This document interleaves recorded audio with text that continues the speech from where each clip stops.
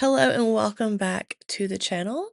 Today we're going to be going on part of the Alabama Fall Yarn Crawl. This is going to be video 1 out of 3 videos. I hope to get them all out to you this week, but I wanted to break them up on the days that I actually went to the yarn store. So Tuesday I visited 2 stores, Wednesday 1 store, and Thursday 2 stores. There is 5 yarn stores in this crawl this year, and the crawl was about 500 and I think 45 to 50 miles total driving. And I was in the car for almost 11 hours, just going back to and forth to all these stores. That is not counting the time spent in the stores. It was a lot of fun. I have a lot of footage to show you, and I want to take you into the yarn stores and tell you what makes them special, what kind of yarns they sell, talk about any of the shop samples that really stood out to me, and I want to show you what I got. I just really wanted to do this because I know not everyone has access to local yarn stores. Maybe you've never even been in a local yarn store. Maybe you only have access to a big box store. And so I just want to share this experience with you. So go grab a project, grab something to drink, and get in the car with me and let's go for a ride.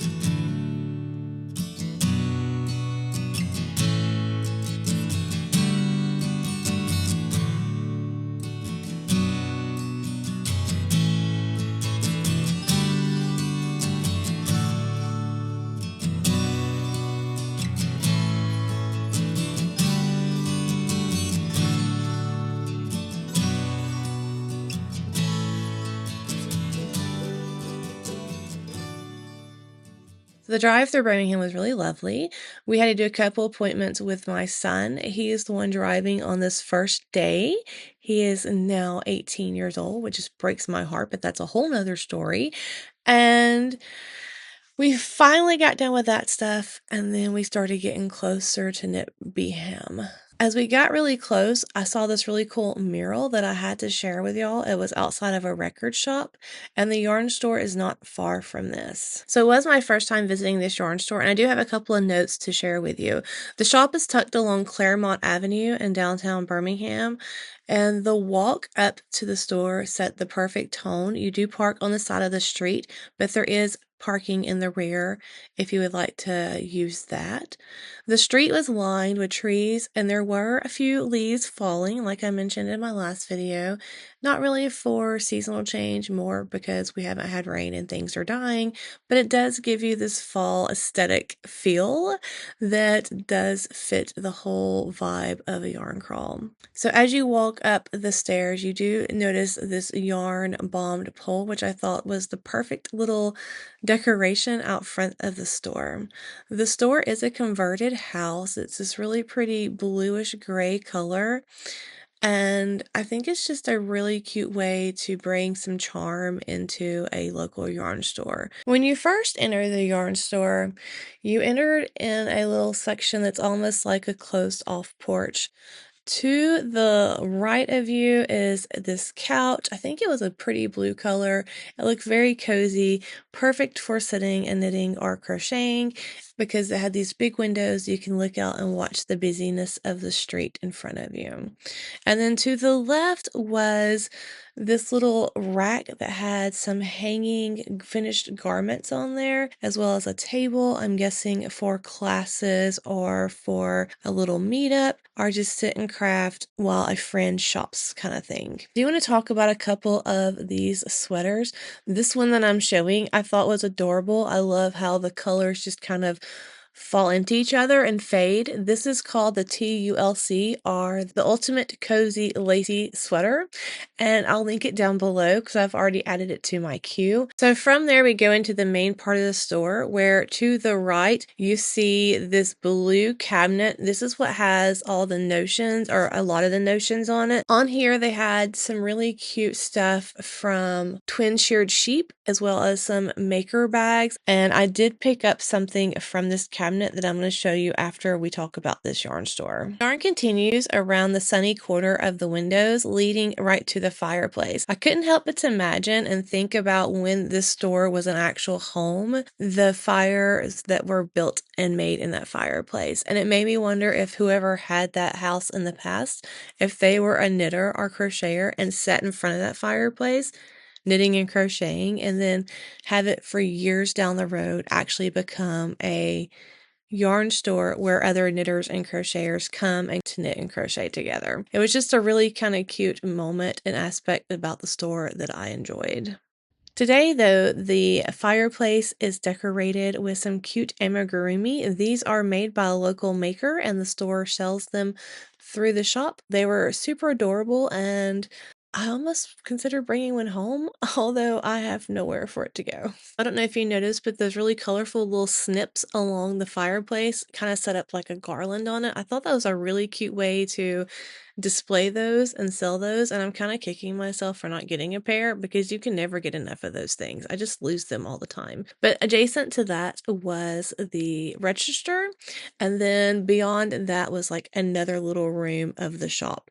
And this room had these big bookcases there were white bookcases of yarn, and then when you kind of first walk in on the left-hand side, there was some more needles hanging up. I don't think I got footage of those. And then next to that was a bookcase that had some of this Cascade Eco yarn. I saw that there was some video or something talking about how Cascade is one of the top used yarns on Ravelry.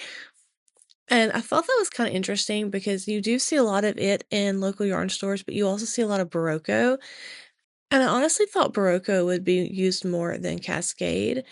I don't remember that this shop had any Barocco, but they did carry the Cascade yarns. And I really was surprised at how soft this Eco was.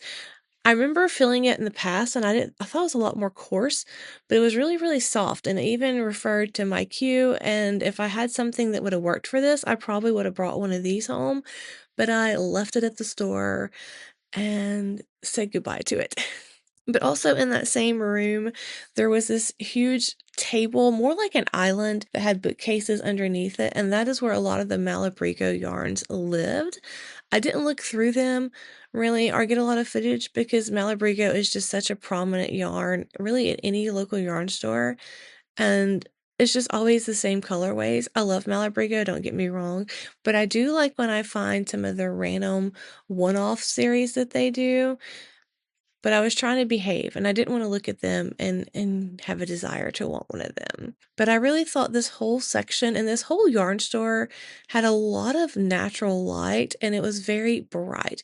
It had white walls, it had, like, some of these white bookcases that allowed the light to really engulf the space and bounce off the space, and it really made all the yarns pop, and it made them really easy to see their art in the colors that were used and the dyeing processes that were used or the techniques that were used. And I wish a lot more yarn stores would take account the natural light. Getting back into the main room, you'll find a large table that had some yarns from Applied. On this table was this shop sample. I thought it was originally made by Zandy Peters, but I think it was made by another designer. I'm not sure who. But there was also this scarf that was black. It had these color cubes and just a lot of bright and colorful shop samples on this. On the other side, there was this greenish hat from Ann Weaver called Fixation. I'm going to link that down below because that did go in my queue and I just really want to make that. But this table did have a lot of different samples on there, and I really had never paid attention to plied yarn before, but all these samples made me really pay attention to it, and I need to dive into that company and look into that yarn. From there, you turn to go into the last room of the space, and as you make that turn, you see this other cabinet that had a bunch of other notions on it, but the last room of the shop had this big table workspace where knitters and crocheters can sit down and talk and work on their projects together. I think that's where they have a lot of their knitting knit nights or whatever there. But it was a really good sized table. There were two crafters there. They were very nice. But this room had the majority of all the hand dyes. There was also a lot of shop samples in here.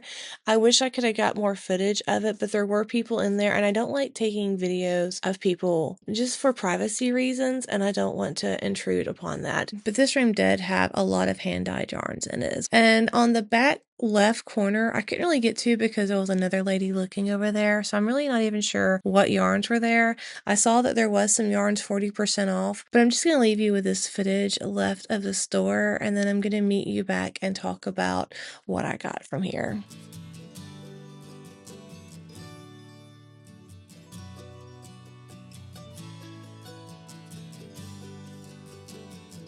So yeah, that green crocheted vest top thing I did add to my queue. I think it's so cute. But I do want to share with you what I got, and I need to make a correction. When I first walked in, that blue cabinet that had the notions, I did grab something. It was not twin sheared sheep. This is from Cat Trinkles, and this is this really cute row counter that looks like a cat. I love this thing. I paid way more money than I probably would have normally had, but I just thought it was too cute and I'd never seen this before. But it is this wood cut, laser cut row counter, and the eyes are the attachment that holds the pieces together. But you do turn right here, and that's what has the numbers. There's one here and here. But is this just not the most adorable thing? I've been using this for my Hoey Locatelli knit along because I am currently in a section that has like 11 repeats of this 2-row garterness, which I love garter for watching TV, but it's also very redundant, and I have a habit of autopiloting, and then there's a lot of counting. So this kind of keeps me in check so I don't knit more than I have to, and I don't have to tink out anything or frog anything. I did get another notions thing. That was kind of my trend this whole yarn crawl, was try not to get as much yarn because, well, you know why.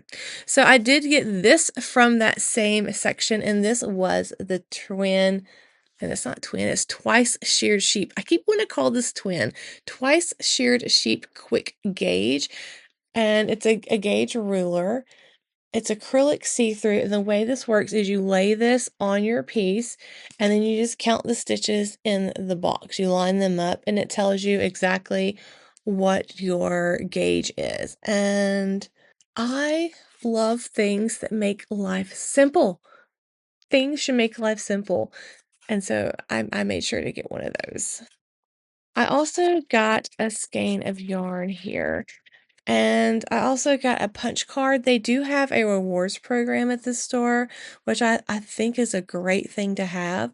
So every purchase of $50 or more earns you a yarn ball punch. Punch all the yarn balls and receive 20% off your next purchase. So I'm going to put that in my wallet, but I love loyalty cards. I think they're a fun way to continue to have people come into your shop. So while I was in that back section with all the hand-dyed yarns, the two ladies were talking to me. We were talking about mug rugs. Of course, I talked about Heidi and Lena, and I introduced them to them. But they were telling me about one of their favorite yarns that the store carries, and that is Feeder Brook Farm yarn. And this yarn is pretty special, and I want to share some information about it with you. So Feeder Brook Farm is located in northern Baltimore County, Maryland.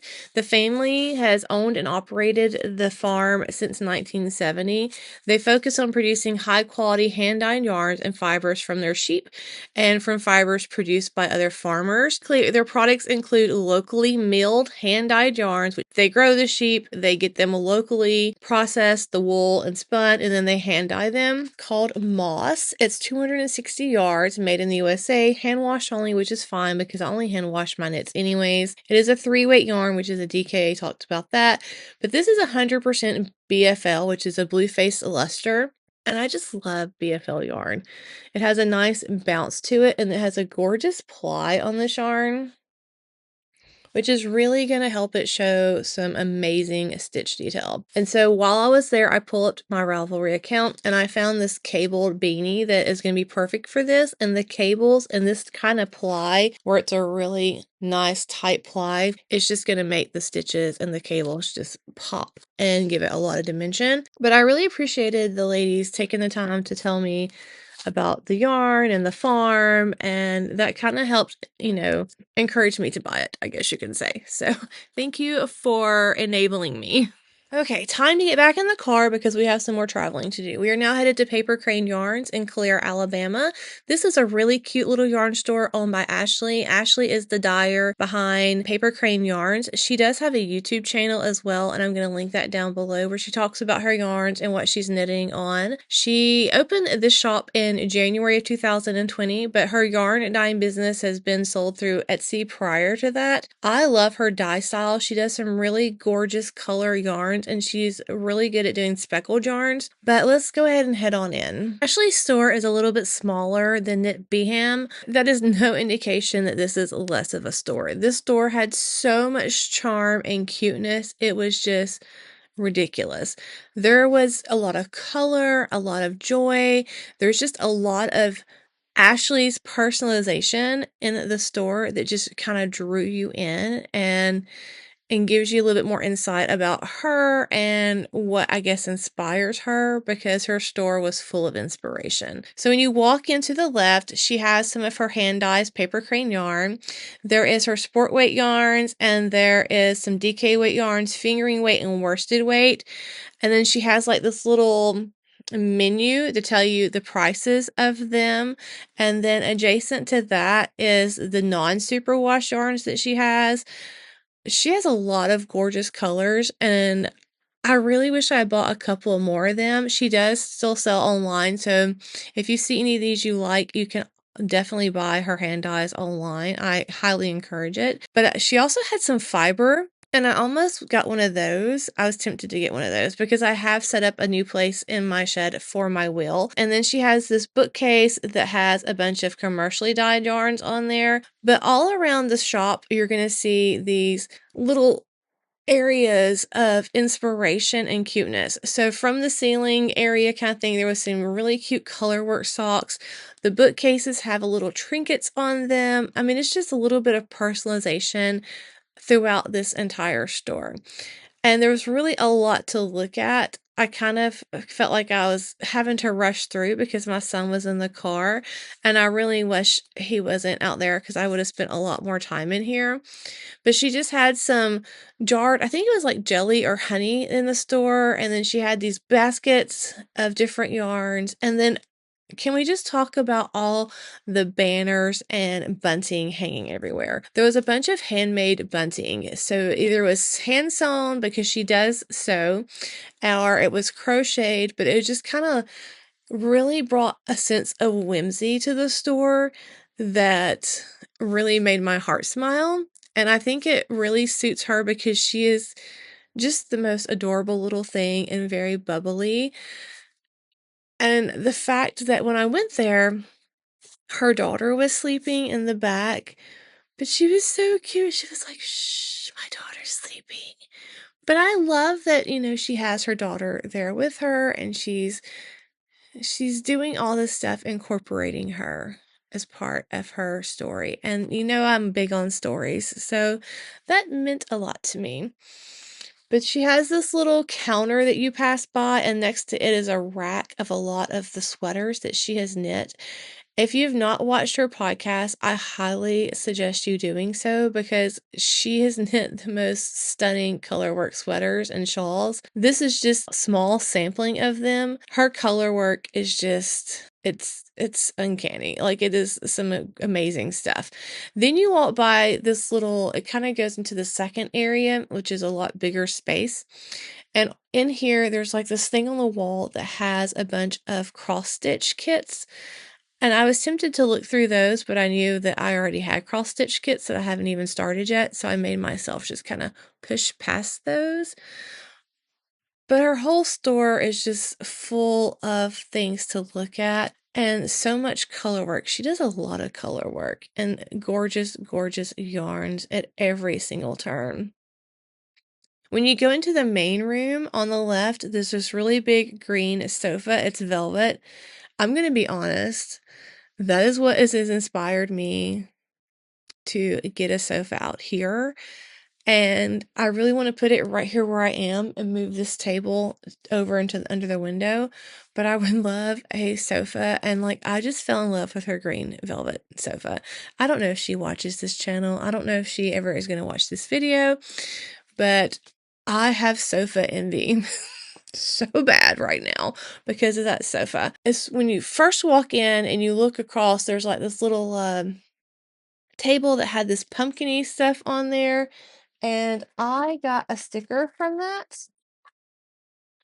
So it is her Potter's Field. I think it's from her. And it says, "Don your vegetables and join us." Like, it's just so cute. But there was a bunch of the little pumpkin-y things. I don't know if it's her stickers or not. I didn't really I meant to ask and find out more. And I'm kind of really behind on her podcast, but I just love the little pumpkin-y thing, and y'all know I love stickers, so I definitely brought that home.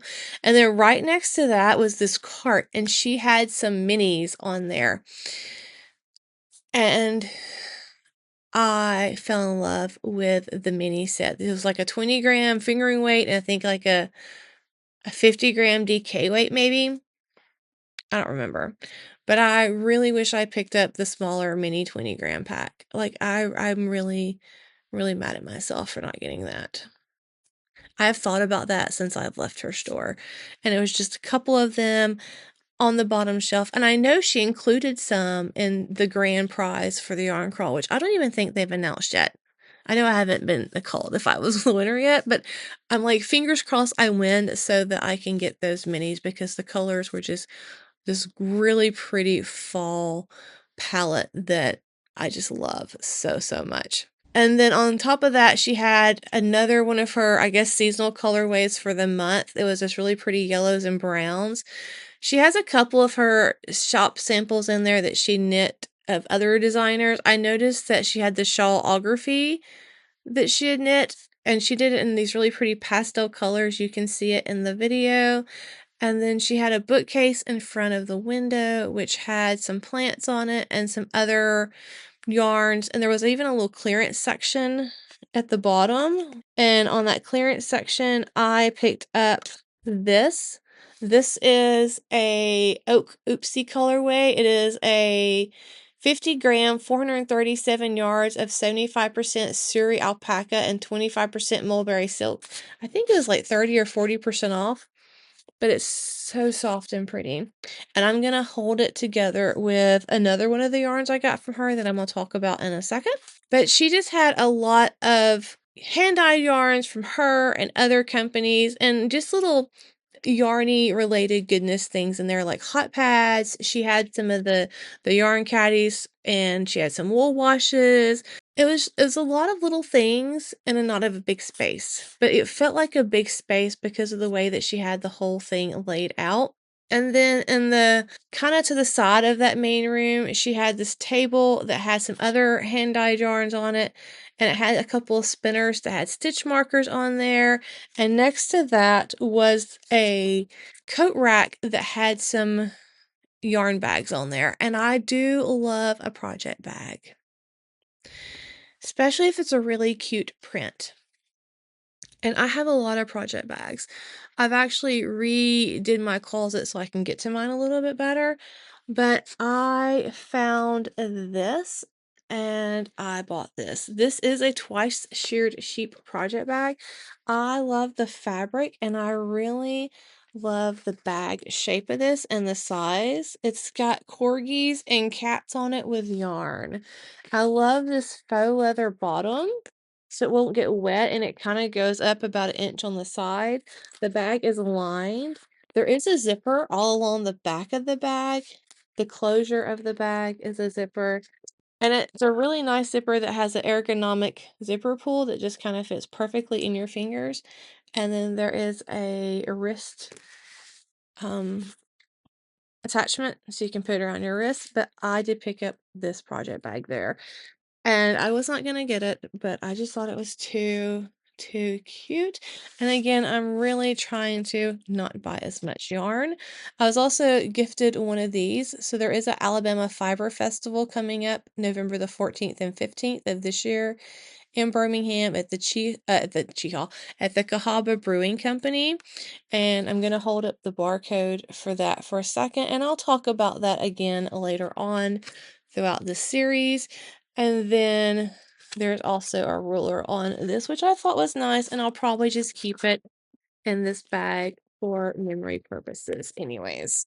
But her whole store just really had a whimsy touch to it. And I think that has a lot to do with her own spirit and her age. She is a younger yarn store owner, and I love that. I love seeing a younger generation fall in love with yarn and want to open a brick and mortar store so people can go in and enjoy I did get one of her hand dyes. This is one of her paper crane yarns. This is in a DK weight base because I have so much fingering weight, although I really wanted that 20-gram mini pack so bad. But I just love this colorway. This is called Mothman, and it is 100 grams, 246 yards of the DK weight yarn. Look at the speckles and the color. It is so pretty. I just really, really like it. I love the greens. I am definitely on a green kick, but I wanted something green from her store and from her hand dyed to make me think about that store when I knit with it or when I crochet with it.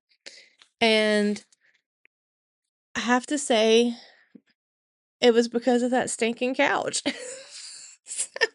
I really want one of those couches. I mean, it was just this really pretty velvety, like turquoisey, bluish green couches, and I just want a dark green one. But I thought that was the perfect thing to get to make me think of the store, make me think of the couch, make me think of Ashley, and just the fun whimsiness of it all. And I really, really enjoyed her store. Again, I hate that I couldn't look around even more in there because she had a lot of yarns to look at, but I knew my son was sitting in the car and he was being so patient with me on this adventure, and I didn't want to be rude and over, you know, extend his patience with me for taking me around because he drove this whole day. So that wraps up my video 1 of the Alabama Fall Yarn Crawl. I hope you enjoyed our first day out and about shopping for yarn. There is 2 more videos that I will be releasing with this series as soon as I can. I promise I am working diligently to get the footage processed and to get it in a format that I can talk about the wonders of the yarn store and share all the goodies that they had inside with you. But thank you so much for watching this day. I would love to know which yarn store kind of stuck out to you more. Did you see any yarns that you would have loved to put your hands on? And what do you look for in a yarn store? What kind of yarn stores do you enjoy shopping in? Do you look for ones that are more set out by themselves, kind of like this one was in Calera, or do you like ones that are more downtown in a busy area that you can kind of walk to other places while you're there? Let me know down in the comments. Make sure you check out these yarn stores, Instagrams, and social medias, and I hope you have a wonderful evening. Thanks for watching, and I'll see you in the next one.